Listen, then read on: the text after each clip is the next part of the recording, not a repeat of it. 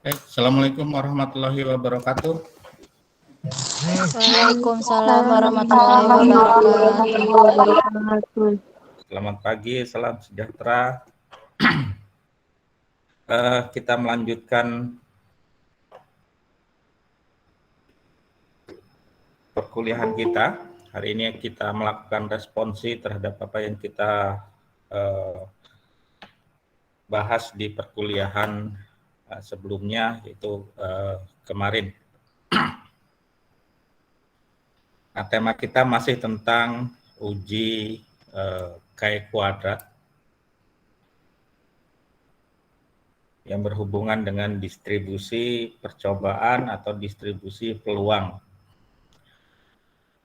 Sebagai pengantar, sebelumnya sudah kita bahas juga terkait dengan Chi kuadrat ini, di mana ciri-ciri dari distribusi Chi kuadrat ini adalah bahwa seluruh nilainya itu bernilai positif, kemudian bentuk kurvanya kalau kita plotkan itu tidak simetris, kemudian bentuk distribusinya tergantung derajat bebasnya, kemudian nilai rata-rata dari distribusi Chi kuadrat ini adalah sama dengan derajat bebasnya. Ada yang menyimbolkan dengan P, ada yang menyimbolkan dengan DF, ada yang menyimbolkan dengan DB. Jadi apapun simbolnya itu, jika ini menyatakan bahwa ini adalah derajat bebasnya, maka nilainya merupakan nilai rata-rata dari distribusi Chi kuadrat.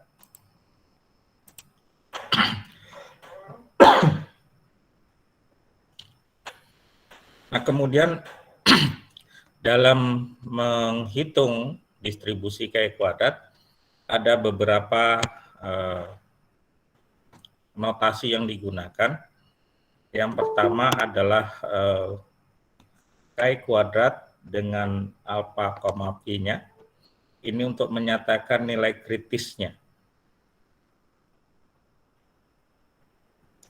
Di mana nilai kritis itu merupakan nilai pada sumbu Chi kuadrat atau pada sumbu X. Di mana hasil dari nilai Chi kuadrat ini, luas daerahnya atau luas wilayahnya di bawah kurva Chi kuadrat, itu digunakan untuk apakah kemudian dia menolak H0 atau menerima H0.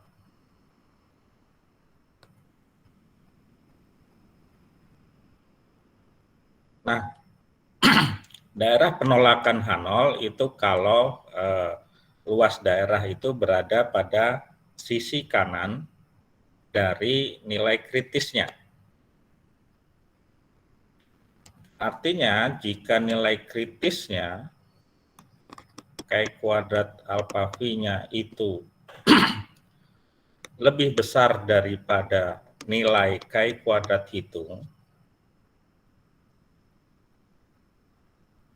maka kesimpulan yang diambil adalah menolak H0. Kalau dia lebih kecil, artinya berada di bawah kurva normal di sebelah kirinya dari nilai kritisnya, maka dia terima H0. Nah, bagaimana kita menghitung luas wilayah di bawah kurva Chi kuadratnya? Kita bisa menghitung ini dengan menggunakan fungsi integral. Jadi dari misalnya luas 0 sampai ke 1, integral dari 0 ke 1 untuk luas wilayah tersebut, berapa besar nilainya. Nah, tapi dalam penggunaannya ini sebagian sudah disederhanakan, Jadi dengan menggunakan tabel distribusi luas wilayah di bawah kurva Chi kuadrat. Nah, ini contoh tabelnya. Anda bisa cari di buku statistik ataupun di internet. Anda bisa cari tabel Chi kuadrat ini. Di V-Class ini juga sudah ada, Anda bisa unduh langsung. Nah, untuk mencarinya kita harus tahu derajat bebasnya, kemudian tingkat kepercayaan, atau disebut juga dengan taraf signifikansi.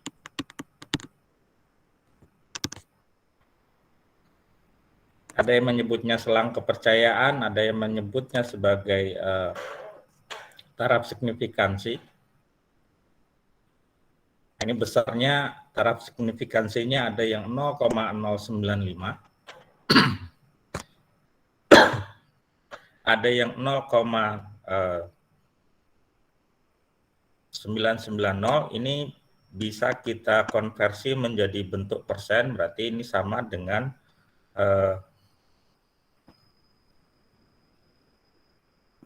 0,0995%.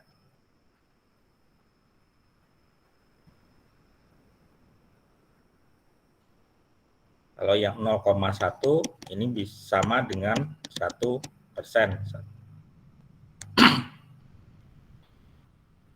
Nah, untuk melihatnya ini akan tergantung dari derajat bebasnya. Misalnya kita punya data dengan derajat bebas 5, kemudian taraf kepercayaannya atau selang kepercayaannya adalah 0,01. Berarti itu ada di sini. Maka kita lihat ke kanan sampai dengan 0,01. Dari 0,01 kita lihat ke bawah, di sini dapat kita peroleh nilainya adalah 15,086. Nah, ini untuk penggunaan tabel distribusi kuadratnya. Jadi akan tergantung seberapa banyak derajat bebas, kemudian taraf signifikansinya atau selang kepercayaannya berapa.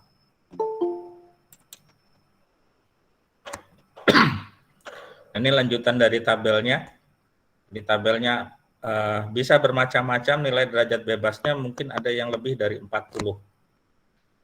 Dengan tingkat kepercayaannya mungkin bisa bervariasi, ada yang lebih sedikit, ada yang lebih banyak lagi. Tapi secara umum prinsipnya adalah berapa derajat bebasnya, kemudian nilai alfanya berapa, kita tinggal cocokkan saja, tarik garis ke kanan dan ke bawah, berapa di situ nilainya. Nah, kita menggunakan uji atau distribusi Chi kuadrat ini adalah untuk menguji perbedaan apakah frekuensi yang diamati sama dengan frekuensi teoritis. Yang kedua adalah kebebasan antar faktor. Kemudian yang ketiga adalah menguji apakah data itu normal atau mengikuti pola Poisson atau juga mengikuti pola binomial. Jadi untuk membuktikan apakah data yang kita ambil itu sebarannya atau distribusinya mengikuti ketiga bentuk distribusi peluang ini, kita bisa menggunakan uji Chi kuadrat.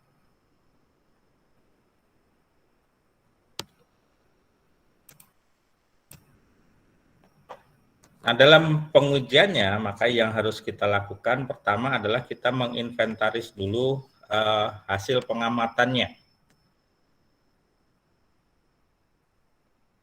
Jadi untuk uji observasi, misalnya ada sebuah kejadian dari A1 sampai dengan AK, ini adalah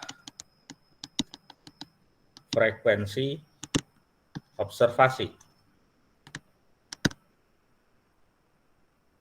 Ini kejadiannya, kemudian besarnya frekuensi observasi bisa dinyatakan dengan theta. simbolnya. Ada juga yang menyatakan dengan simbol O. Ada juga yang menyatakan dengan simbol FO untuk frekuensi observasinya. Nah, jadi kita tidak harus terjebak dengan simbolnya, yang penting prinsipnya kita tahu mana yang hasil observasi, hasil pengamatan, dan yang kedua adalah nilai peluang teoritisnya. Nah, nilai peluang teoritis ini disebut juga dengan frekuensi ekspektasi. Jadi ada yang menyimbolkan dengan E, ada yang menyimbolkan dengan E besar, ada juga yang menyimbolkan dengan FH, frekuensi harapan. Nah, besarnya nilai Chi kuadrat adalah kuadrat dari frekuensi observasi dikurangi dengan frekuensi teoritisnya dibagi dengan frekuensi ekspektasinya atau frekuensi harapannya. Dan masing-masing kemudian kita jumlahkan, sehingga kalau kita uraikan persamaannya, frekuensi atau nilai Chi kuadrat ini sama dengan jumlah dari nilai observasi dikurangi dengan nilai ekspektasi dari pengamatan ke-1 sampai dengan pengamatan ke-K.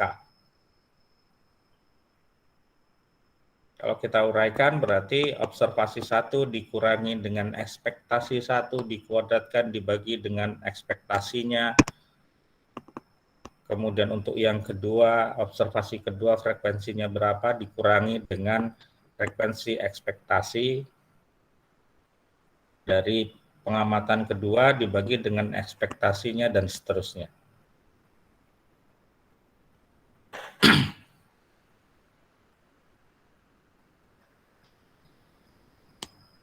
Nah, dalam hal ini jumlah observasi itu harus sama dengan jumlah ekspektasinya. Di sini kalau kita memiliki frekuensi ekspektasi yang sama.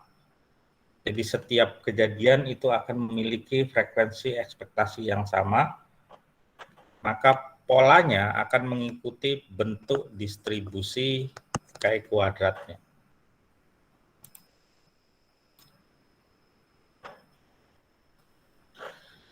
Nah, ini adalah bentuk yang lain. Jadi kalau yang pertama tadi persamaannya itu menggunakan theta dan E,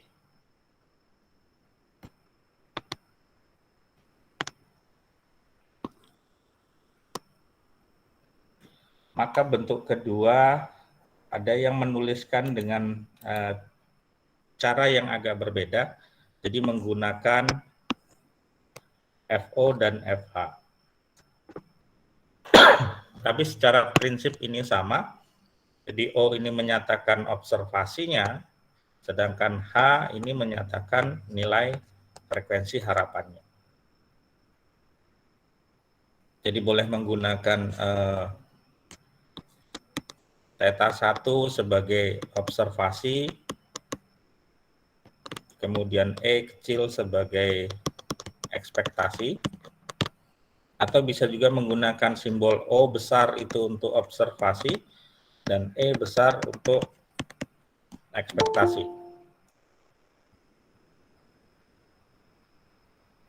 Jadi tergantung bagaimana kita menuliskan simbolnya saja.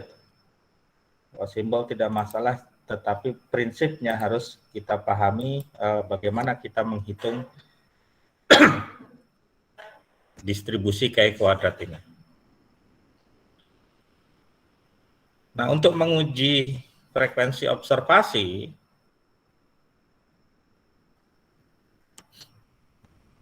itu nilai Chi kuadratnya akan sama dengan 0 jika frekuensi observasi itu sama dengan frekuensi harapannya.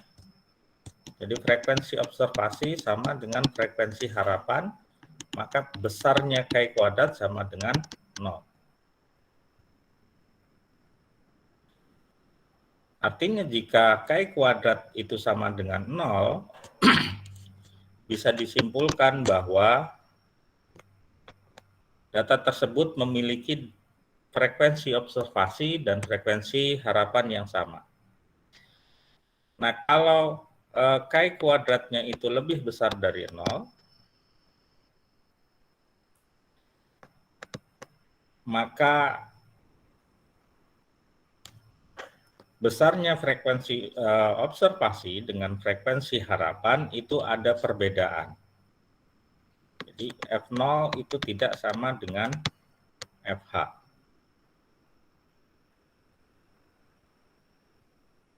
Atau kalau dia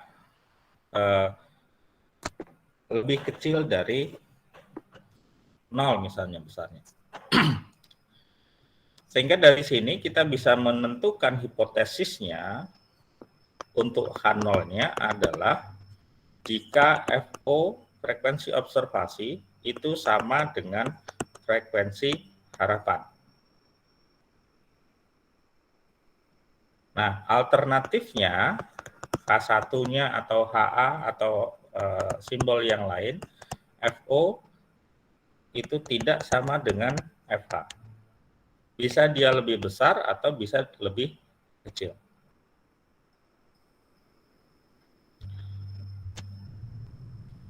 Nah, hasil hitungnya maka kita bandingkan dengan taraf signifikansinya atau taraf alfanya. Sehingga hasil Chi kuadrat hitung itu apakah lebih kecil dari nilai alfanya atau dia lebih besar dari nilai alfa. Nah, aturan umumnya kalau dia lebih kecil dari alfa, maka dia akan kita terima H0-nya. Tapi kalau dia lebih besar dari alfa, maka akan kita tolak nilai H0. Sebagai contoh di sini ada pengujian, misalnya ada mikroprosesor P, D, dan C. Ini di mana P itu menguasai 50% penjualan, kemudian D adalah 30 dan C adalah 20%. Kemudian perusahaan C itu membuat mikroprosesor baru dan ingin mengetahui tanggapannya bagaimana terhadap prosesor yang baru. Maka diujilah dengan menggunakan 200 pengguna.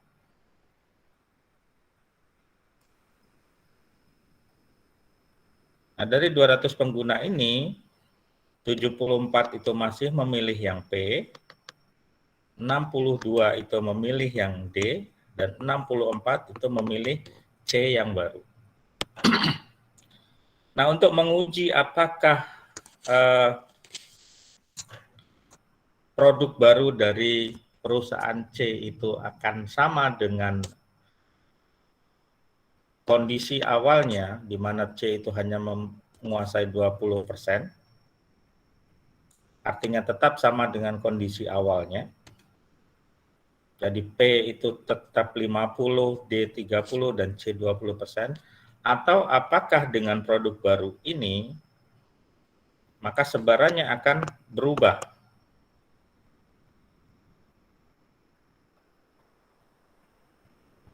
Bisa 40, 40, 20, atau bisa nilai yang lain.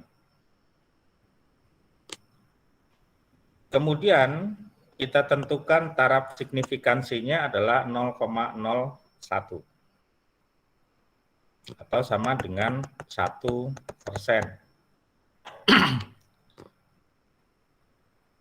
Jadi kalau ada disebutkan alfanya 1%, itu sama dengan 0,01. Kalau 5% berarti 0,05. Jadi terkadang memang ada yang menyebutkan nilai alfanya langsung 0,01, ada yang menggunakan nilai persen.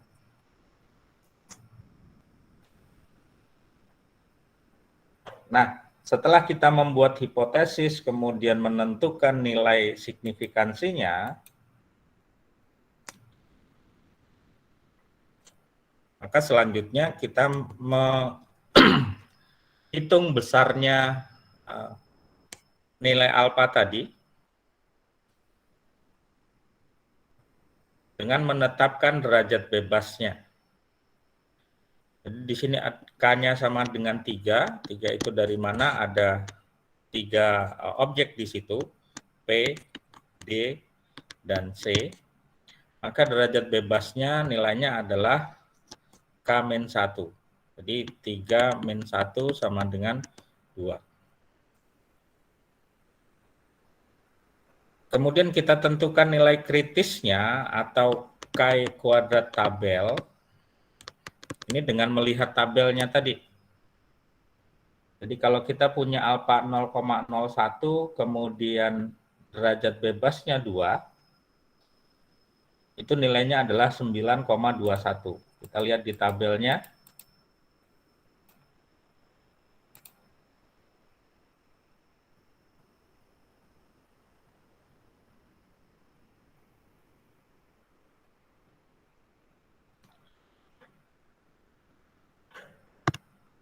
Di sini kita punya nilainya, alfanya adalah 0,01, kemudian derajat bebasnya adalah 2. Kita tarik ke kanan sampai dengan 0,01. Nah, dapatlah kita nilainya di sini 9,210 atau 9,21.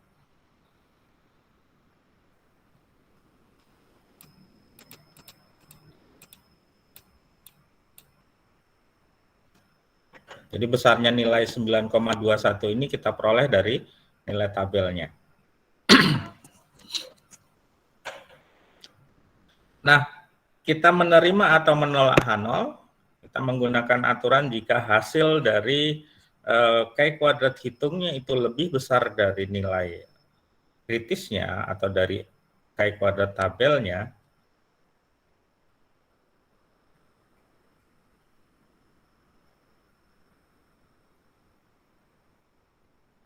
maka kita akan menolak H0. Kalau dia nilainya lebih kecil dari 9,21, kita terima H0.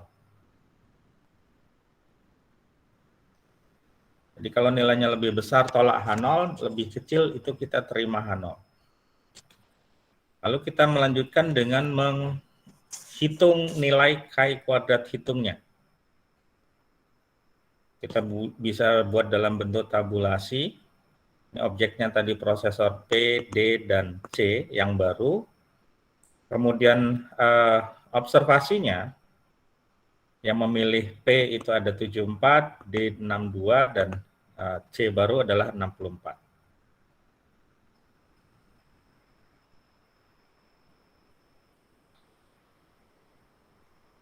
Nah, kemudian nilai ekspektasinya yang memilih P itu adalah 100, yang memilih D 60, kemudian yang memilih C itu adalah 40. Jadi dari mana 100 ini? Tadi kita tahu di awalnya untuk yang P itu menguasai 50%, kemudian yang D itu menguasai 30%, yang C itu hanya 20%. 50% dikalikan dengan total 200, kita dapat nilainya 100. 30% dari 200 kita dapat 60.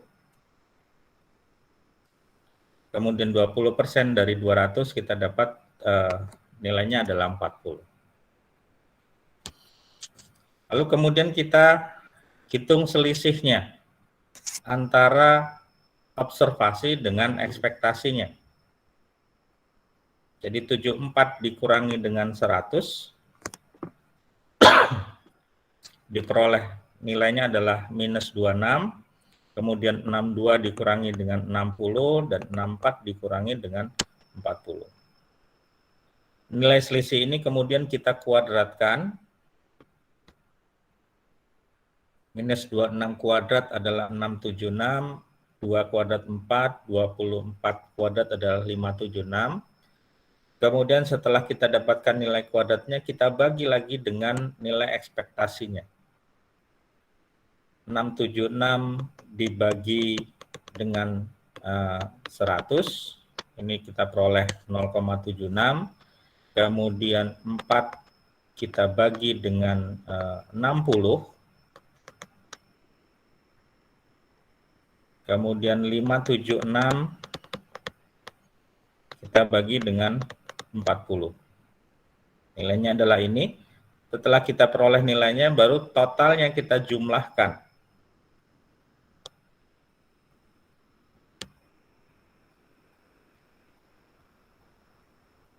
Diperoleh hasil 21,23.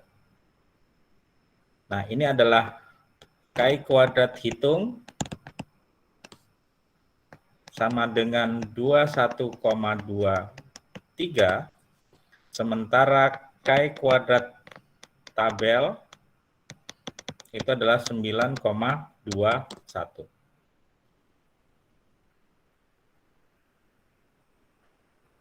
Nah, karena nilai 21,23 ini itu lebih besar daripada nilai tabelnya, maka keputusan yang kita ambil adalah menolak H0.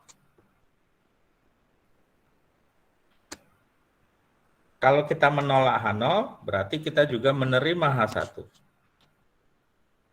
Ini apa kesimpulan dari sini? Bahwa ternyata hasil penjualan setelah adanya prosesor baru dari produsen C itu tidak lagi mengikuti proporsi 50, 30, dan 20. Artinya dia ada perubahan proporsinya.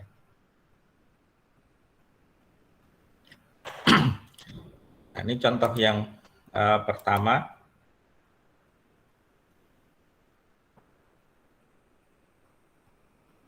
Ini kesimpulannya tadi.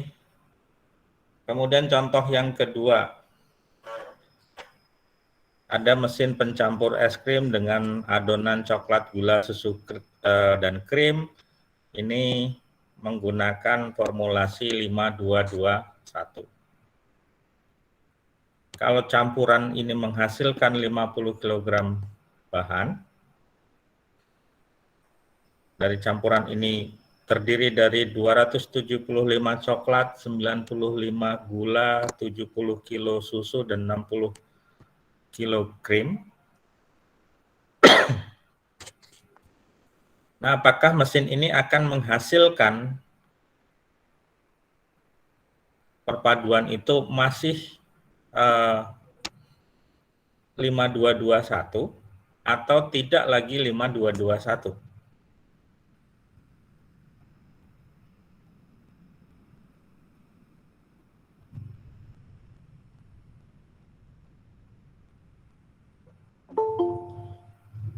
Nah, untuk mengujinya apakah dia masih 5221 atau tidak lagi 5221, maka kita yang pertama langkahnya adalah menentukan hipotesisnya. Apakah dia sama dengan 5221 atau tidak sama dengan 5221. Kemudian nanti kita menghitung KI kuadratnya. Kemudian nilai alfanya di sini 1% itu sama dengan 0,01. Kemudian kita lihat nilai tabelnya KI kuadratnya.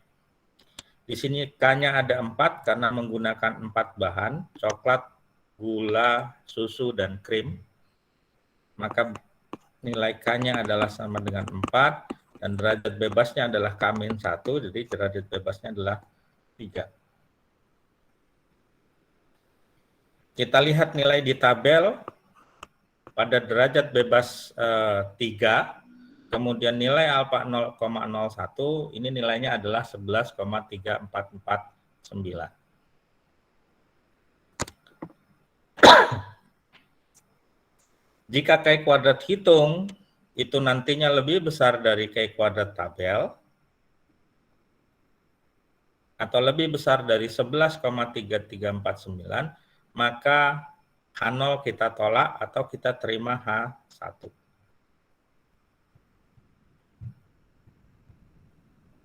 Terus selanjutnya kita hitung nilai Chi kuadratnya, nilai observasinya di sini ada bahannya 275, 95, 70, dan 60.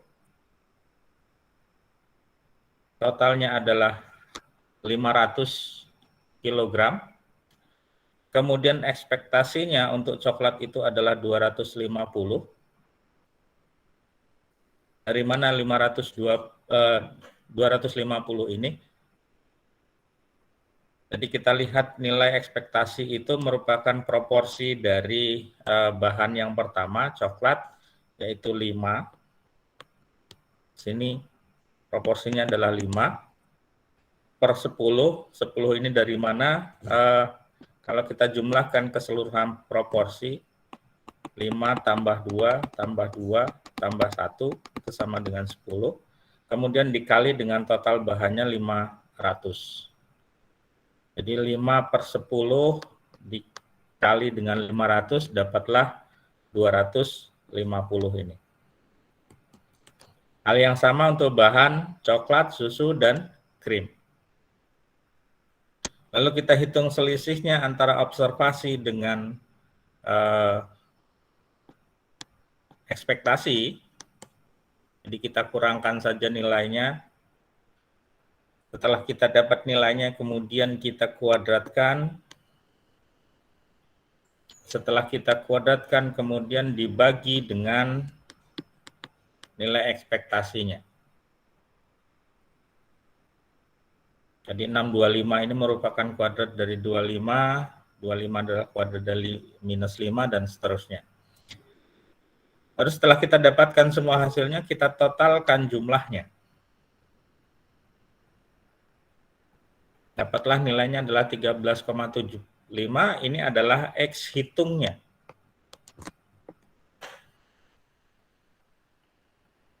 Nah, kalau kita bandingkan dengan X tabel tadi, ternyata X hitung lebih besar dari X tabel. Artinya H0 ditolak, yang diterima adalah H1. Di mana perbandingan bahan tadi itu tidak lagi 5221. Nah, ini uji kalau kita menggunakan frekuensi observasi yang sama. Mudah-mudahan bisa diikuti dengan baik sampai di sini ya. Tidak ada permasalahan yang berarti ketika kita menghitung menggunakan frekuensi ekspektasi yang sama dengan frekuensi observasi.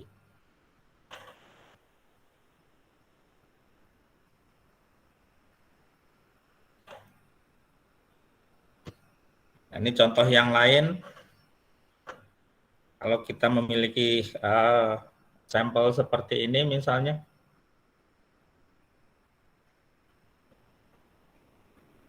ada pilihan warna 1000 berwarna biru, 900 merah, 600 putih, dan seterusnya. Kemudian frekuensi harapannya adalah sama, masing-masing adalah 750, maka nilai Chi kuadratnya, ini prinsipnya juga sama. Kita punya 4 warna tadi, biru, merah, putih, dan warna lain. Maka 4 itu adalah menjadi banyaknya variabelnya. K-nya sama dengan 4, maka derajat bebasnya adalah 4-1. Kalau kita punya taraf signifikansi 5%, itu sama dengan 0,05. Kita lihat di tabel dengan nilai alfa 0,05 dan derajat bebasnya adalah 3. Kita peroleh nilainya adalah 7,815. Kita mau menguji apakah H0 yang kita terima atau kita tolak H0-nya. Maka langkahnya sama di sini. Observasi dikurangi dengan ekspektasi atau harapan. Dapatlah nilai ini. Kemudian ini kita kuadratkan. Setelah kita kuadratkan, kita bagi dengan nilai harapannya. Setelah semua ketemu, kita totalkan jumlahnya.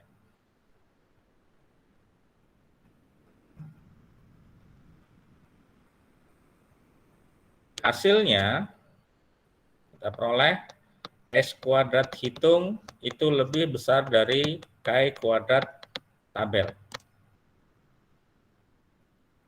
Artinya di sini kita tolak H0.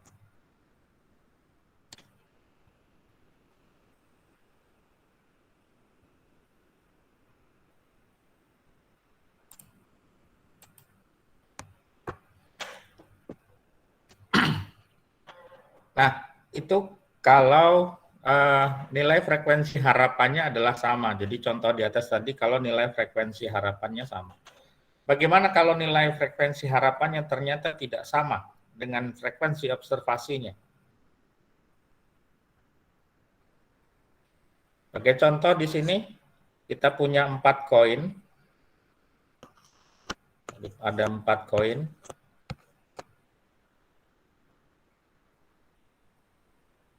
Mungkin dalam koin ini istilahnya bisa berbeda-beda.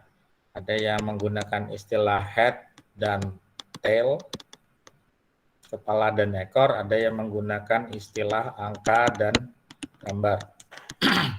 Saya pikir ini bukan masalah yang terlalu penting istilah yang digunakan untuk koinnya. Nah, yang diinginkan dari percobaan 4 koin ini adalah bagaimana munculnya sisi head. Jadi kalau koin kita asumsikan uang 1000, anggaplah saja yang ada angka 1000-nya ini adalah head-nya. Maka yang di sebaliknya itu adalah tail-nya. Kita menguji apakah keempat koin ini memiliki sisi yang seimbang, sehingga peluang munculnya itu bisa acak pada taraf signifikansi 0,05. Nah, dari percobaan keempat koin tadi setelah dilempar, di mana dari keempat koin ini tidak muncul head-nya sama sekali, atau 0, itu adalah sebanyak 19 kali. Kemudian nilai dari 4 koin ini yang muncul head-nya adalah 1, itu adalah 54. Kemudian yang muncul 258, yang muncul 3, itu 23, dan yang muncul keempat-empatnya adalah head-nya itu adalah 6 kali. Nah, yang harus kita lakukan dalam kasus seperti ini masih sama.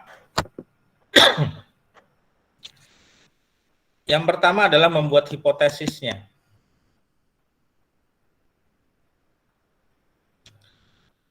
Jadi dalam hal ini apakah frekuensi observasi itu sama dengan frekuensi teoritis? Apakah FO sama dengan FH untuk H0-nya? Dan alternatifnya apakah FO itu tidak sama dengan FH?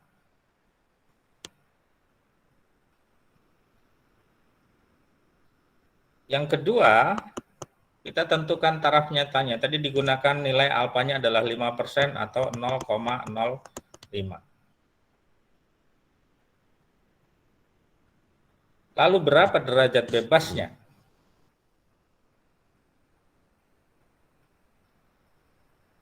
Kalau kita gunakan 4 koin, berarti derajat bebasnya adalah 4 min 1, sama dengan 3. Nah, dari derajat bebas tadi dengan nilai alfa kita bisa mencari nilai X2 tabelnya.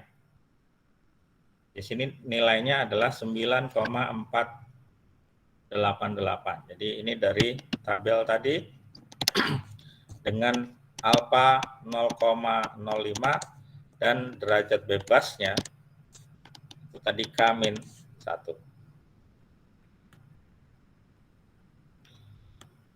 Nah, karena dia tidak memiliki frekuensi ekspektasi atau frekuensi harapan yang sama dari percobaan ini, maka yang pertama kita menghitung proporsinya dulu.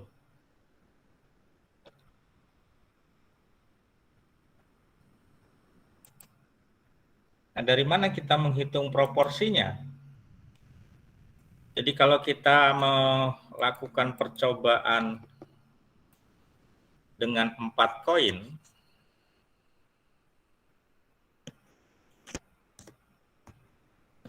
jadi ada 4 koin, anggaplah yang disebut dengan sisi head tadi yang ada angkanya.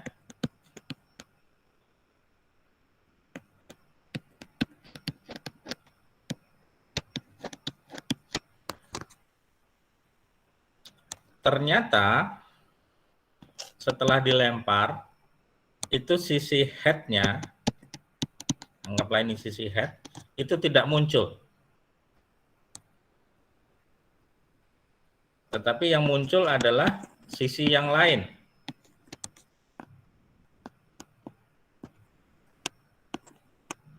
Misalnya sisi gambarnya. Jadi di sini kemunculan sisi head itu sama dengan 0.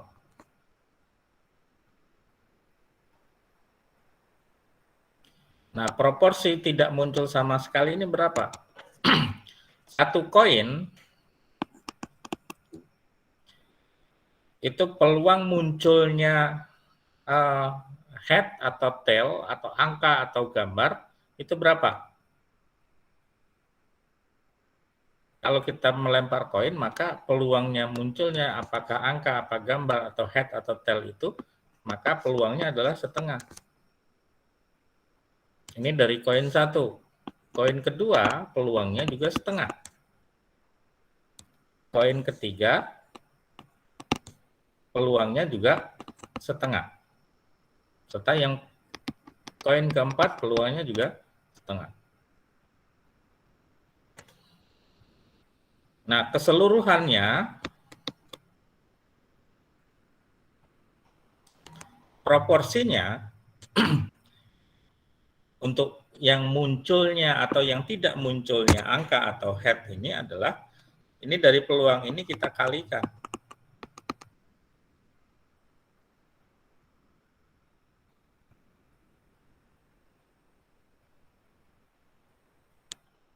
Jadi besarnya kalau kita kalikan ini adalah 1/16.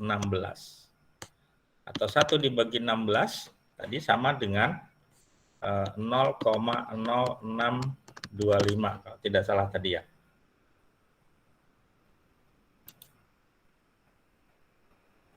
Nah, ini.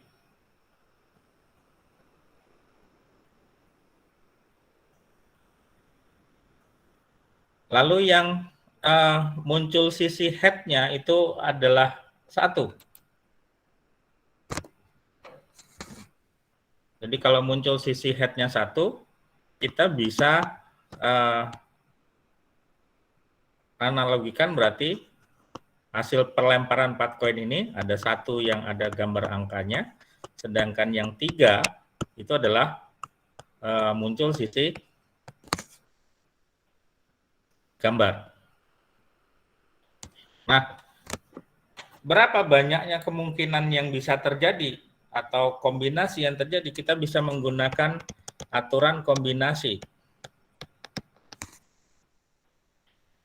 Kita punya 4 koin atau 4 kejadian, kemudian K-nya ini adalah 1, artinya yang muncul angkanya adalah 1. Berarti di sini adalah 4 faktorial dibagi dengan 1 faktorial dikali dengan 4 min 1 faktorial. Berarti ini adalah 1, ini 3. 3 faktorial, maka yang tersisa di sini adalah 1 kali 2 kali 3 kali 4. Ini sudah 1 faktorial itu 1, satunya bisa kita coret, kemudian 3 faktorial. Jadi yang tersisa kombinasi dari munculnya satu angka atau satu head itu adalah 4.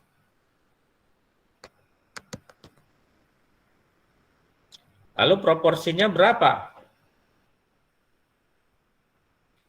Kalau ada 4 kombinasi. Kalau yang 0 tadi kan hanya ada 1 kombinasi karena tidak muncul semua gambarnya. Satu kombinasi itu menghasilkan proporsi 1/16. Berarti kalau 4 kombinasi itu sama dengan 1/16 ditambah 1/16 tambah 1/16 tambah 1/16 sama dengan 4/16 sama dengan 1/4 sama dengan 0,25. Nah, jadi itu munculnya proporsi untuk yang kedua ini itu adalah 0,25. Lalu yang ketiga, proporsi munculnya sisi angkanya adalah 2.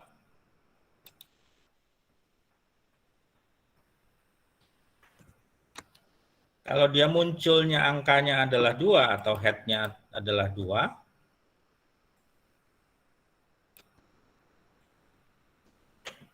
kita bisa menggunakan kombinasi 2 terhadap 4. Jadi sama dengan 4 faktorial dibagi dengan 2 faktorial dikalikan dengan 2 faktorial. 2 faktorial ini dari mana? Dari 4 min 2. Jadi di sini 1 kali 2 kali 3 kali 4 dibagi dengan 1 kali 2 dan 1 kali 2. Ini hilang. Ini 2, ini tinggal 2. Jadi hasil kombinasinya adalah 6. Nah, kalau ada 6 kombinasi, di mana satu kombinasi itu adalah nilainya 1/16, maka proporsi totalnya adalah 1/16 dikali dengan 6, sama dengan 6/16. 6/16 tadi nilainya adalah 0,3750. 0,3750. Nah, itu untuk menghitung proporsinya. Lalu bagaimana dengan frekuensi ekspektasinya?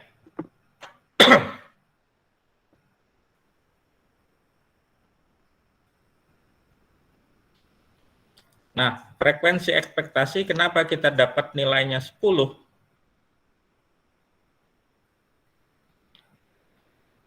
Ini adalah proporsi dikalikan dengan jumlah total frekuensi observasinya.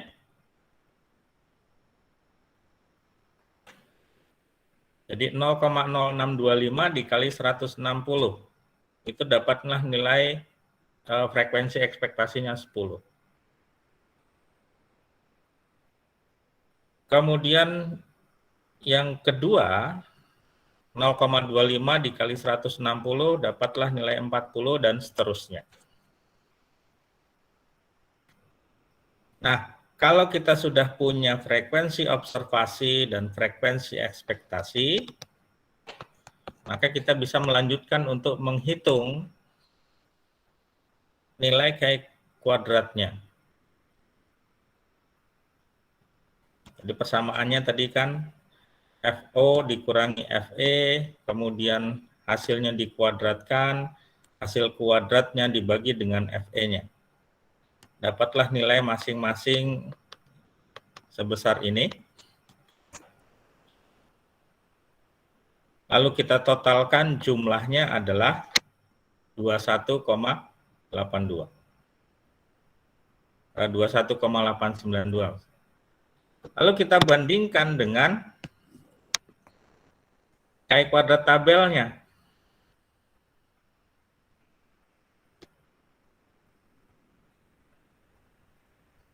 Ternyata hasilnya ini lebih besar daripada nilai tabelnya.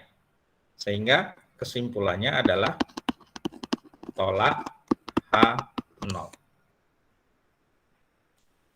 Atau terima H1. Nah, itu adalah contoh kalau kita menggunakan frekuensi ekspektasi yang tidak sama dengan frekuensi observasinya.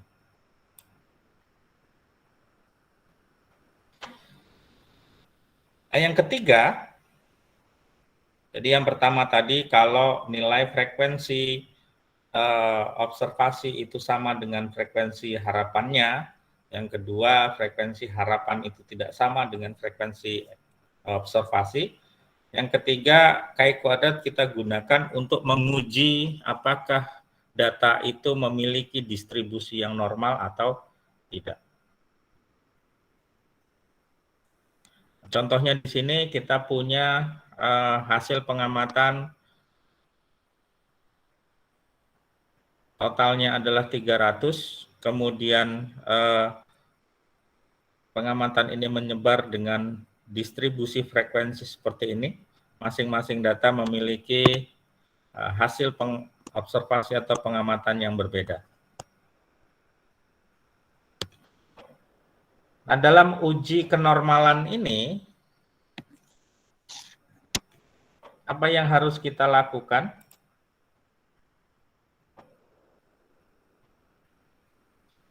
Yang pertama, kita harus membuat hipotesisnya. Jadi hipotesisnya H0-nya itu adalah data terdistribusi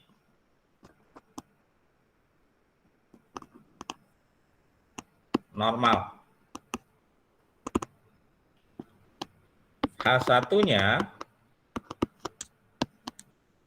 itu datanya tidak terdistribusi mengikuti pola distribusi atau sebaran normal. Nah, karena kita menguji normalitas dari data, maka kita harus menentukan batas ujinya yaitu dengan menggunakan nilai Z. Z ini adalah nilai luas kurva. Jadi nilai luas kurva normalnya dari nilai-nilai observasinya. Kemudian setelah kita mendapatkan luas kurvanya, kita menghitung selisih luasnya.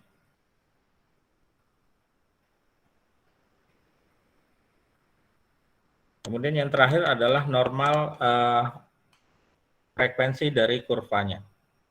Nah, dari contoh tadi,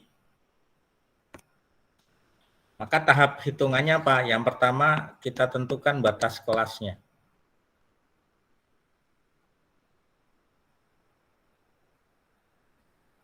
Kemudian kita tentukan nilai standarnya, nilai standar di distribusi sebelumnya atau nilai Z-nya itu adalah nilai observasi dikurangi dengan nilai rata-rata dibagi dengan simpangan bakunya.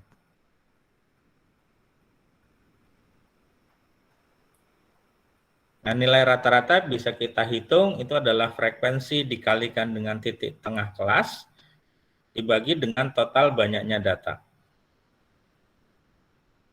Lalu dari nilai Z ini kita hitung luas kurvanya.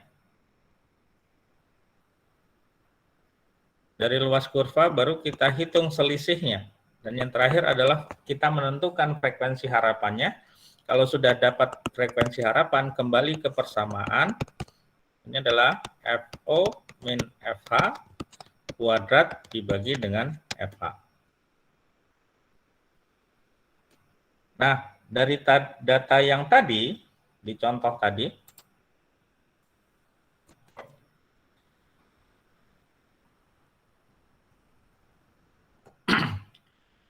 kita memiliki data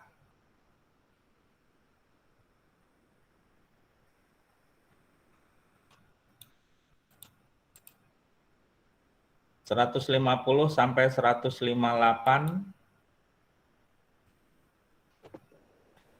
Jadi beratnya adalah 150 sampai 158, frekuensinya adalah 9.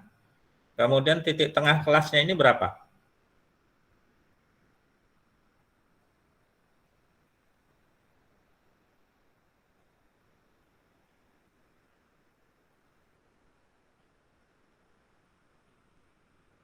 Ada yang bisa membantu menghitung titik tengahnya berapa?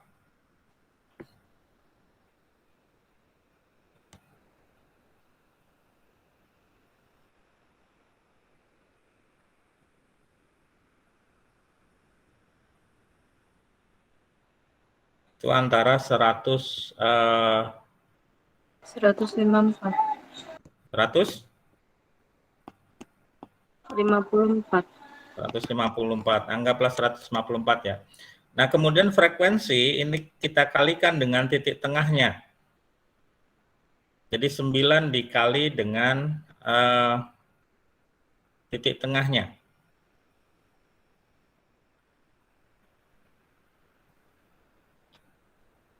Dapat berapa nilainya? Ada yang bisa menghitung? 1386. 1386. 86.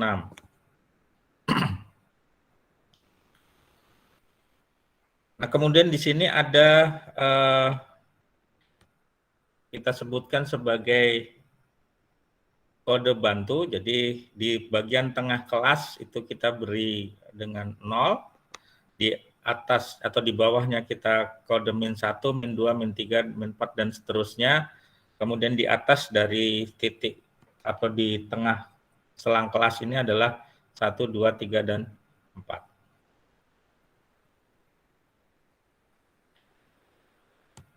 Nah, kemudian kita buat kolom yang selanjutnya, ini adalah frekuensi dikalikan dengan kode bantu tadi. Jadi di sini kita dapatkan minus 36, ini kemudian kita kuadratkan. Minus 36 kuadrat, ini hasilnya berapa? Nah, ini fungsinya 1296. 1296. Oke. Kemudian bisa dilanjutkan dengan data yang lain, ya. Nah, apa fungsinya kita membuat tabel ini? Kita akan mencari yang pertama adalah nilai rata-ratanya.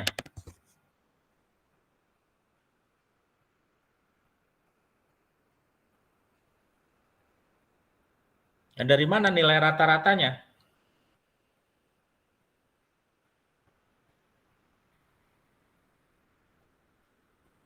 Kalau kita sudah mendapatkan nilai ini, keseluruhan nanti diisi, ya.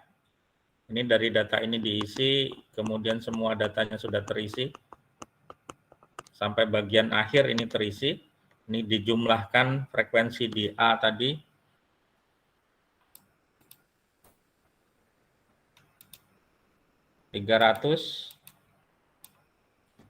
Jadi A ini adalah 300. Kemudian yang di sini X kali Y jumlahnya berapa? Kemudian yang C berapa, yang D berapa? Nah, tabel ini kita gunakan untuk menghitung nilai rata-ratanya. Ada banyak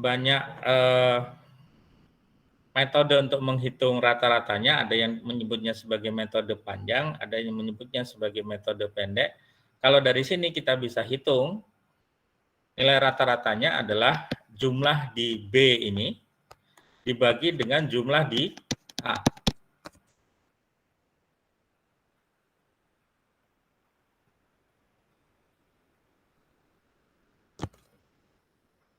Nah, itu kita ketemu rata-ratanya. Lalu yang kedua, kita mencari nilai S. Di sini di persamaannya.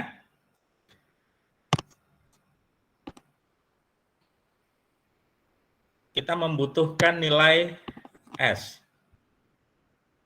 Untuk nanti kita menghitung nilai Z-nya. Nah, persamaan untuk menghitung nilai S, kita bisa menggunakan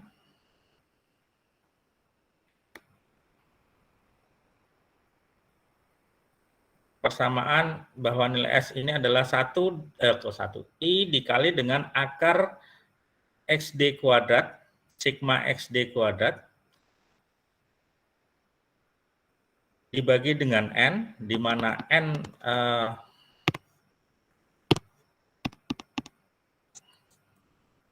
N-nya ini adalah 300 tadi. Kemudian sigma XD kuadrat. Sigma XD kuadrat kita peroleh dari mana? Dari tabel ini.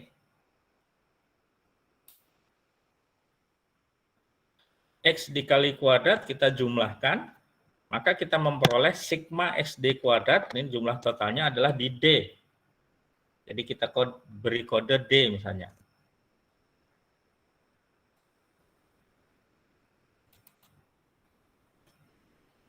Jadi sigma XD kuadrat itu dari tabel yang kita buat tadi, itu adalah nilai D.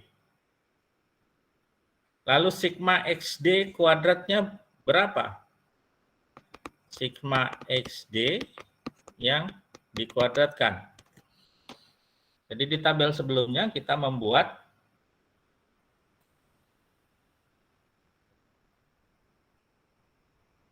ini XD. Nah, total dari XD itu adalah C. Kita beri kodenya adalah C. Nanti kalau Anda sudah menghitungnya di sini, ini kali ini berapa, ini kali ini berapa, semuanya dijumlahkan di sini. Hasilnya di bagian C ini. Maka nilai XD kuadrat itu sama dengan C yang dikuadratkan.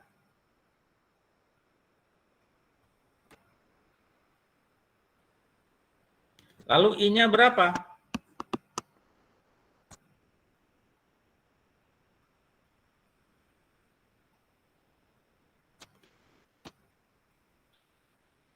Nah, I-nya ini berdasarkan kode yang kita gunakan.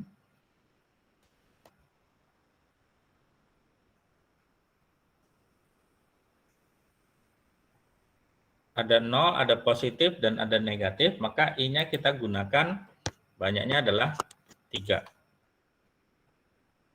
Nah, kalau nilai-nilai ini sudah kita masukkan semua, maka kita bisa mendapatkan nilai S. Kalau sudah mendapatkan nilai S, kita bisa menghitung nilai Z. Di mana Z itu adalah nilai observasinya dikurangi dengan rata-ratanya dibagi dengan S. Nah, untuk menghitung ini, kita bisa membuat tabel tambahan baru.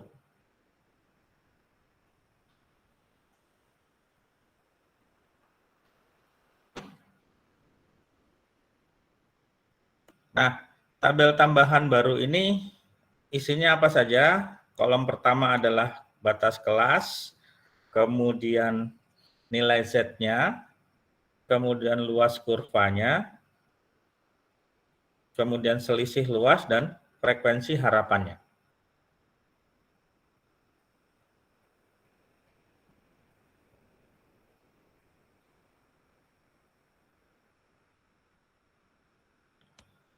Batas kelas itu data yang tadi, apa tadi kalau tidak salah 150 sampai 158.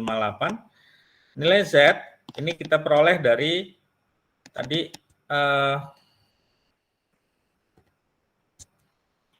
X min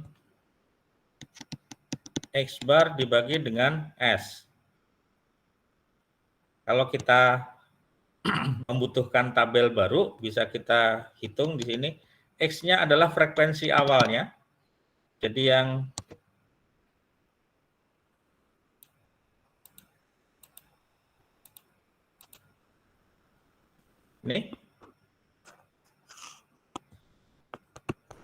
ini adalah X. Nanti masing-masing data X ini dikurangi dengan X rata-rata dan dibagi S. S-nya dari hasil perhitungan tadi.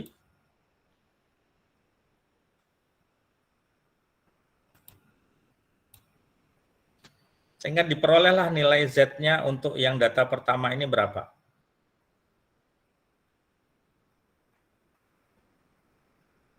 Anggaplah nilainya adalah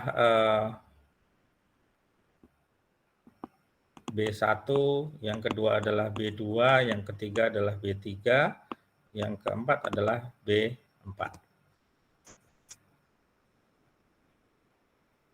Nah, kemudian luas kurvanya berapa? Luas kurva untuk nilai Z, misalnya nilainya adalah B1, ini luasnya adalah C1. Nah, C1 ini kita peroleh dari mana? Dari tabel luas kurva Z. Nah, tabelnya seperti apa?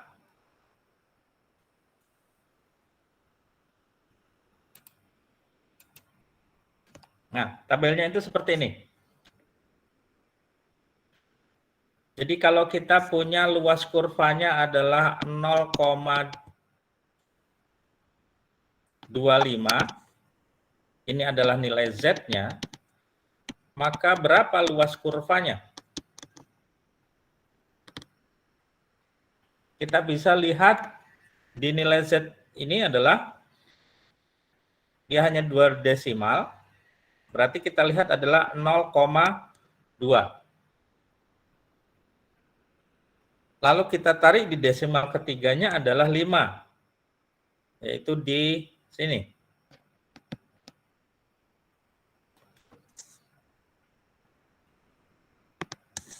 Sehingga dari sini kita tarik ke kanan.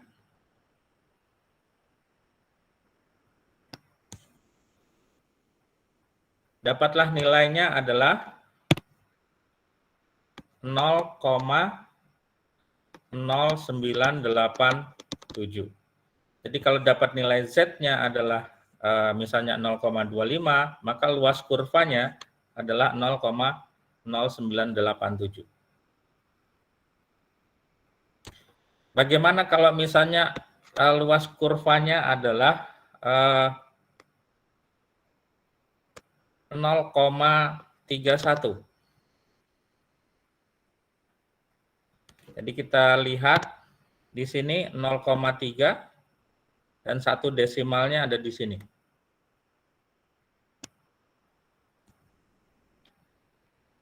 Nilainya adalah 0,1217. 0,1217. Nah, ini adalah luas kurva kalau nilai Z-nya adalah 0,31.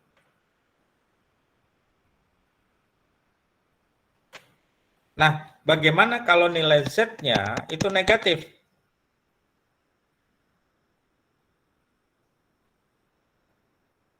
Di beberapa tabel Z itu ada yang menggunakan atau ada yang mencantumkan data Z-nya itu mulai dari negatif sampai dengan positif.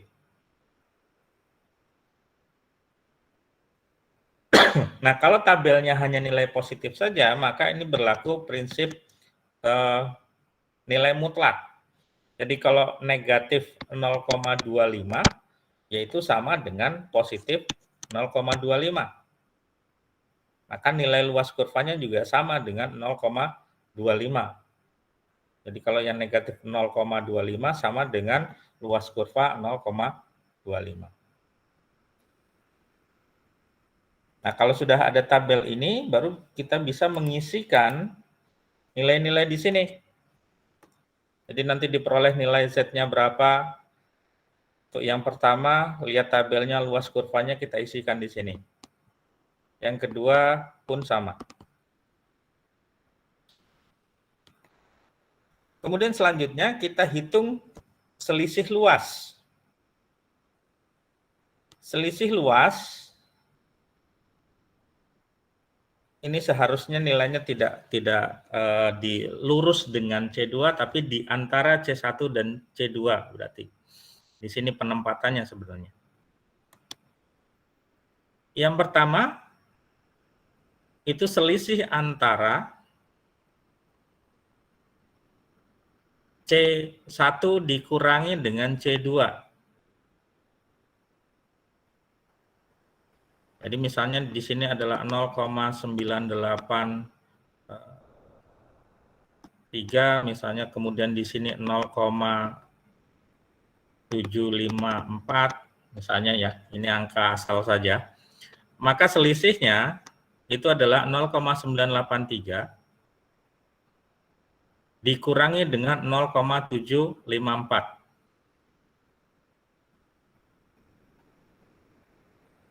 Berapa nilainya di sini?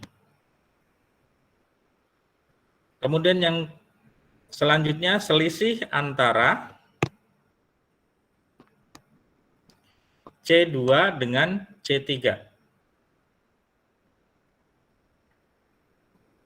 Kemudian selisih antara C3 dengan C4. Kemudian di C5 ini, karena dia berada di tengah-tengah data, maka di situ bukan selisihnya, tapi adalah jumlahnya. C4 ditambah dengan C5. Kemudian yang di bawahnya, kita mulai dari bawah. Selisih antara C9 dengan C8, kemudian selisih antara C8 dengan C7, kemudian selisih antara C7 dengan C6. Nah, lalu frekuensi harapannya berapa?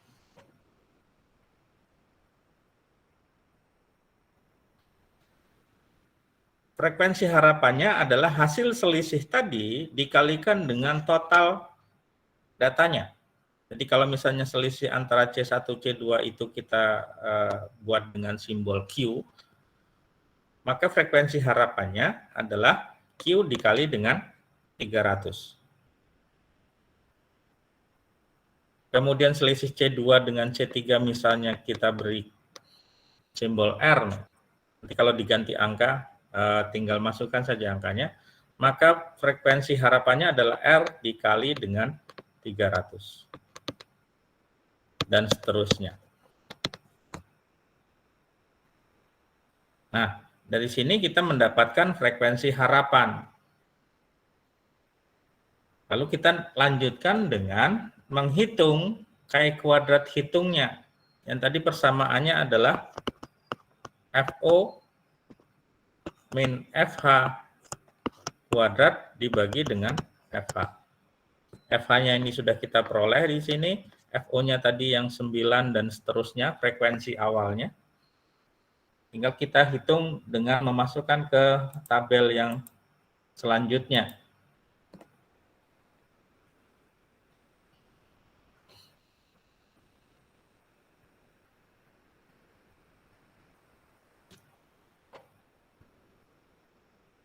Nah, tadi hasilnya kita masukkan ke dalam tabel perhitungan.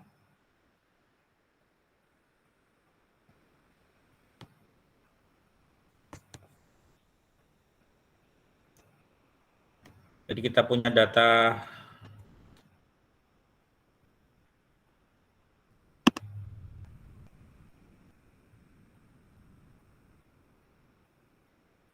yang seperti ini. Frekuensinya adalah 9, batas nyatanya ini adalah batas bawahnya dari batas kelasnya.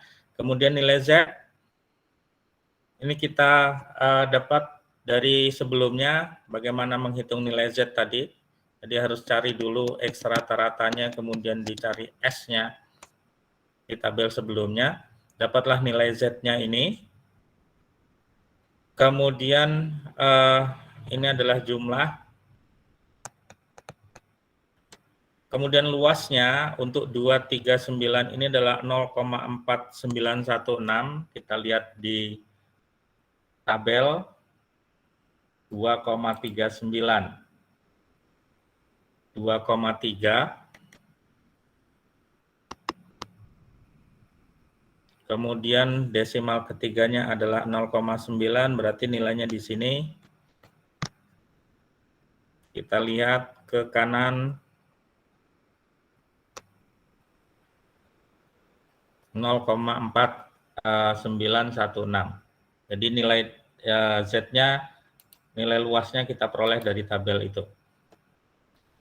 Dan seterusnya, kemudian jumlah totalnya keseluruhan ini adalah 0,5, ini kurva luasnya. Jadi luas keseluruhan kurva itu adalah 0,5. Sehingga untuk melihat selisihnya tadi, yang pertama ini adalah selisih antara 0,4916 dan 0,4616. Ini kita kurangkan saja. Jadi 0,4916 dikurangi dengan 0,4616. Ini dikurangi 0, ini dikurangi 3, ini dapat 0,0. Itu selisihnya. Jadi yang pertama ini adalah selisih antara data kedua dengan pertama, kemudian data ketiga dengan data kedua, dan seterusnya, seperti aturan yang tadi.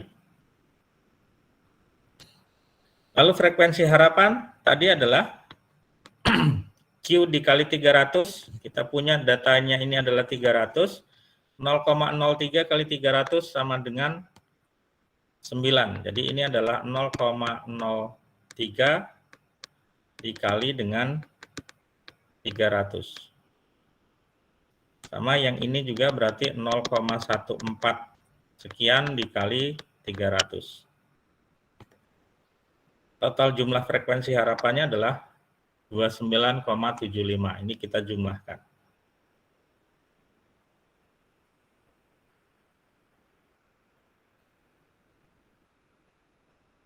Nah, sudah ada data ini, maka kita lanjutkan tadi menghitung KI kuadratnya. Tinggal dibuatkan saja tabel FO dan FE-nya. Lalu dihitung FO min FE kuadrat dibagi FE, dapatlah nilai ini. Hasilnya KI kuadrat hitung itu 2,355. Sementara KI kuadrat tabelnya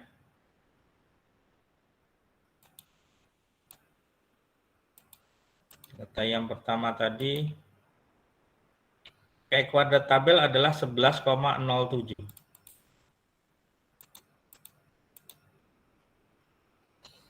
Jadi KI kuadrat tabel itu adalah 11,07. Artinya X kuadrat hitung itu lebih kecil daripada X atau KI kuadrat tabelnya. Karena dia lebih kecil, maka kesimpulannya adalah terima H0.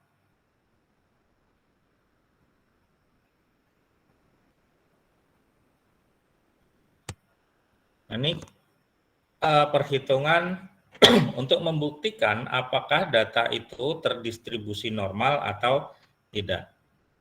Nah, uji ini ada yang menyebutnya dengan nama uji normalitas Lilliefors. Jadi uji KI kuadrat yang ini ada yang memberi nama lainnya adalah uji normalitas Lilliefors.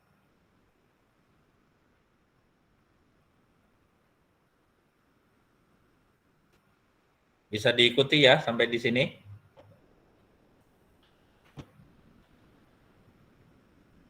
Kemudian yang keempat dari uji Chi kuadrat ini adalah uji proporsi.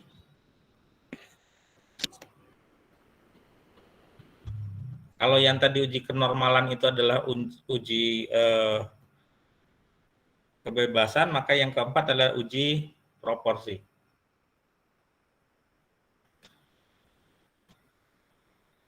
Nah, ini untuk menguji antara dua variabel. Jadi ada dua variabel yang akan kita uji. Apakah variabel A dan B itu akan saling bebas atau terikat?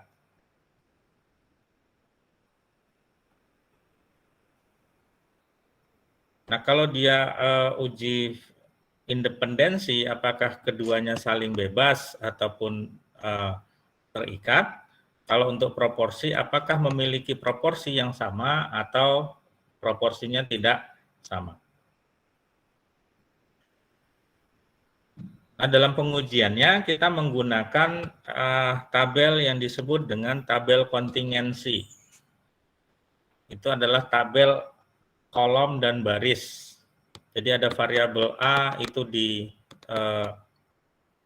bagian yang lain, kemudian variabel B itu di bagian yang lain. Ini ada berapa bagian, misalnya B1, B2, dan B3, misalnya A-nya ada 2, A1 dan A2. Nah, kalau kita buatkan tabelnya seperti ini yang disebut dengan tabel kontingensi antara baris dan kolom. Jadi R itu menyatakan baris, ini adalah baris.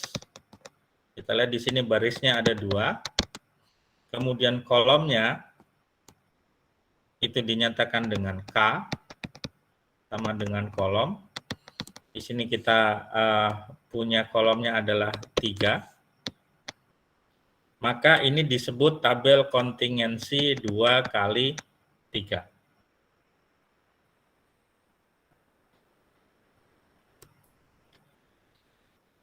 Nah, untuk menghitung frekuensi harapannya, itu adalah total kolom dikalikan dengan total baris dibagi dengan total observasi. Nah, yang membedakan dengan uji Chi kuadrat sebelumnya adalah di sini, dari total nilai yang digunakan untuk observasi dan frekuensi harapannya. Sehingga nilai Chi kuadrat itu merupakan jumlah dari perkalian antara nilai observasi dan nilai harapan di sel mulai dari I dan J sama dengan 1. Jadi I dan J itu menyatakan jumlah baris dan kolomnya. Sampai dengan total di baris ke R dan ke K. Jadi frekuensi observasinya berapa di sel baris 1 kolom ke J, kemudian frekuensi ekspektasinya dari baris ke I dan kolom ke J. R dan K itu menyatakan banyaknya baris dan kolom. Derajat bebasnya adalah persamaannya R-1 dikali dengan K-1. Jadi kalau kita punya tabel kontingensi 2 kali 3, maka derajat bebasnya adalah 2 min 1 dikali dengan 3 min 1. Ini hasilnya adalah 1 dan 2. Jadi derajat bebasnya, kalau tabel kontingensi kita 2 kali 3, derajat bebasnya adalah 2. Nah, nanti nilai alfanya berapa? Misalnya 0,05, kita lihat derajat bebas 2 pada alfa 0,05 berapa nilainya. Nilai itu adalah Chi kuadrat tabelnya. Ini adalah chi kuadrat hitung.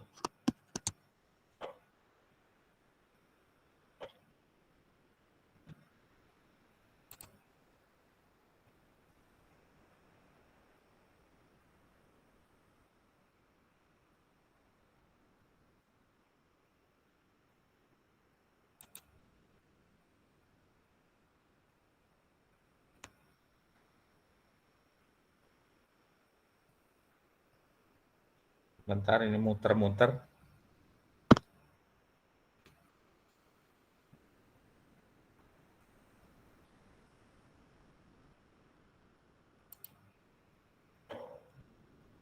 Untuk lebih jelasnya kita lihat ke contoh di sini.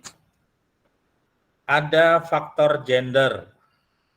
Faktor gendernya adalah pria dan wanita. Dengan jam kerja yang berbeda, ada yang kurang dari 25, ada 25 sampai dengan 50, ada yang lebih dari 50. Berarti di sini kita punya tabel kontingensi, barisnya ada 3 dikali 2. Maka derajat bebasnya adalah 3 min 1 dikali dengan 2 min 1. DB-nya itu sama dengan 2.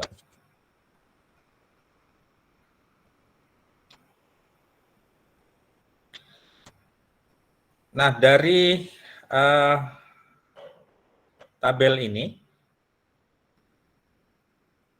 untuk yang pria itu jumlah kerja kurang dari 25 jam adalah 2 orang, sedangkan wanita adalah 3 orang. Jumlahnya adalah 5. Kemudian yang antara 25 sampai 50, prianya 7, wanitanya 6, jumlahnya 13, dan seterusnya. Ini jumlahkan ke kanan adalah total barisnya, kemudian jumlah ke bawah ini adalah total kolomnya di sel 1 dan sel 2. Total keseluruhan, ini jumlahkan ke kanan, yang ini jumlahkan juga ke bawah. Nah, ini harus sama. Kalau jumlah ke kanannya 30, nanti jumlah ke bawahnya juga harus 30. Kalau berbeda berarti ada salah dalam perhitungannya. Nah, lalu ada jumlah atau nilai di dalam kotak kecil. Nah, nilai di kotak kecil ini itu adalah nilai frekuensi ekspektasinya atau FE-nya, atau ada yang menyebutnya sebagai FH. Nah, dari mana nilai ekspektasi ini? Jadi untuk menghitung nilai ekspektasinya,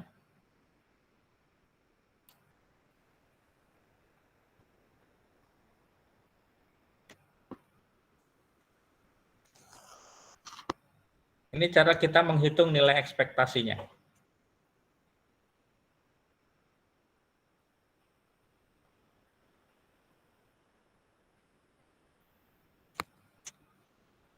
Nah, untuk yang pria kurang dari 25 jam, ini 5 kali 14 dibagi 30. Jadi kalau kita lihat tabelnya, untuk pria yang kurang dari 25 jam, nilai ekspektasinya itu adalah 5 dikali dengan berapa tadi? Saya lupa. 14 dibagi dengan 30. 5 ini adalah jumlah total baris di baris yang pertama. 14 itu dari total kolom. 30 adalah total keseluruhan observasi. Kemudian untuk yang wanita, itu juga sama karena masih di baris yang pertama, itu adalah 5 dikali dengan 16, karena wanita ada di kolom kedua, jumlah total kolomnya adalah 16, dibagi dengan total observasinya. Nah, ini untuk mendapatkan nilai di sel kecilnya. Sama untuk yang misalnya 25 sampai 50 untuk yang pria, berarti total barisnya di situ adalah 13, total kolom di situ adalah 14, dibagi dengan total observasinya 30, bukan 300. Ya, dapatlah nilai-nilai di kotak kecil ini.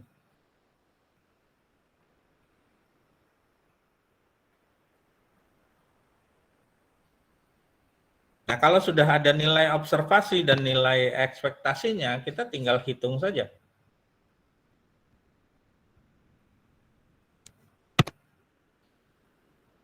Langkahnya yang pertama, buat hipotesis bahwa antara pria dan wanita jam kerjanya itu saling bebas. Kemudian kita tentukan statistik ujinya, kemudian kita tentukan taraf nyatanya di sini adalah 0,05. Tinggal lihat chi kuadrat tabel untuk alfa 0,05 dengan derajat bebasnya adalah 2. Nilainya di tabel itu 5,99 ini.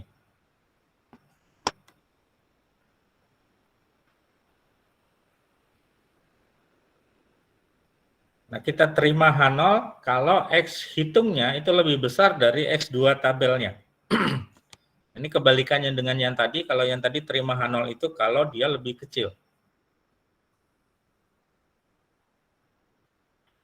Kalau terima X1, kalau X2-nya, Chi kuadratnya itu lebih besar dari 5,9914.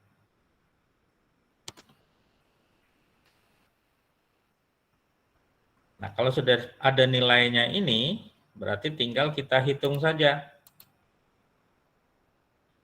Observasinya berapa? Nilai harapannya berapa? Kan kita sudah punya datanya tadi.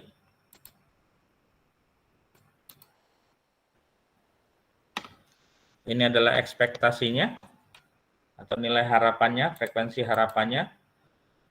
Ini 2, 3, 7, 6, 5, 7, ini adalah nilai observasinya. Jadi tinggal kita masukkan ke tabel untuk observasinya, kemudian untuk harapannya, kita masukkan ke persamaan, observasi dikurangi harapan, kemudian dikuadratkan, kemudian setelah dikuadratkan dibagi dengan frekuensi ekspektasinya. Baru totalnya dihitung. Ini dapat kita nilai chi kuadrat hitung. Lalu kalau dibandingkan dengan chi kuadrat tabel, tadi nilainya adalah 5,99, hasilnya chi kuadrat hitungnya lebih kecil dari chi kuadrat tabel. Sehingga di sini kesimpulannya terima H0 dan tolak H1. Kesimpulannya bahwa antara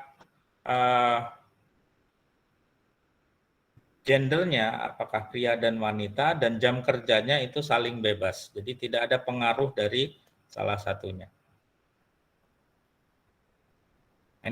Kalau ada dua variabel, kalau satu variabel tadi sebelumnya ada apakah yang frekuensi harapannya itu sama dengan frekuensi observasinya, ataukah frekuensi harapannya itu berbeda dengan frekuensi observasinya, ataukah untuk menguji data itu menyebar normal atau tidak.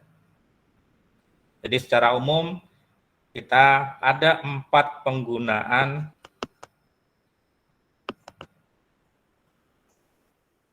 untuk chi kuadrat tadi. Jadi untuk yang pertama FO sama dengan FH, kemudian yang kedua kalau FH-nya itu tidak sama dengan FO, yang ketiga adalah untuk menguji normalitas, dan yang keempat ini adalah untuk uji independensi atau uji kebebasan. Sebenarnya ada satu lagi penggunaan Chi kuadrat itu untuk menghitung proporsi. Tapi mungkin di bagian lain nanti akan dibahas secara lebih detail.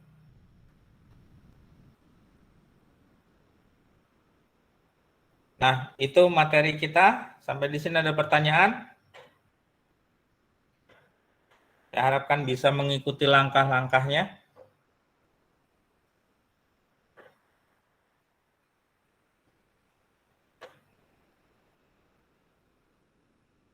Kalau tidak ada pertanyaan, berarti ke tahapan selanjutnya menguji apakah Anda bisa mengikuti materi ini tadi dengan baik atau tidak.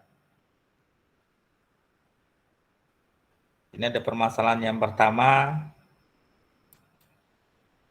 kemudian ini kedua, dan ini yang ketiga. Jadi dari yang tadi, metode mana yang harus digunakan? Ini Anda kerjakan, Anda bisa tulis tangan, lalu Anda foto, Anda capture, Anda rubah jadi PDF, Anda unggah di Vkelas.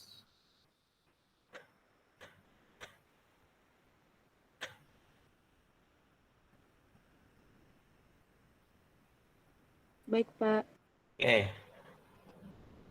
Kalau begitu berarti pertemuan kita cukup sampai di sini. Sekali lagi sama dengan kuliah, berarti untuk selanjutnya responsinya nanti dengan dosen pengampu setelah saya. Jadi ini pertemuan terakhir dengan saya, baik untuk kuliah atau praktikumnya.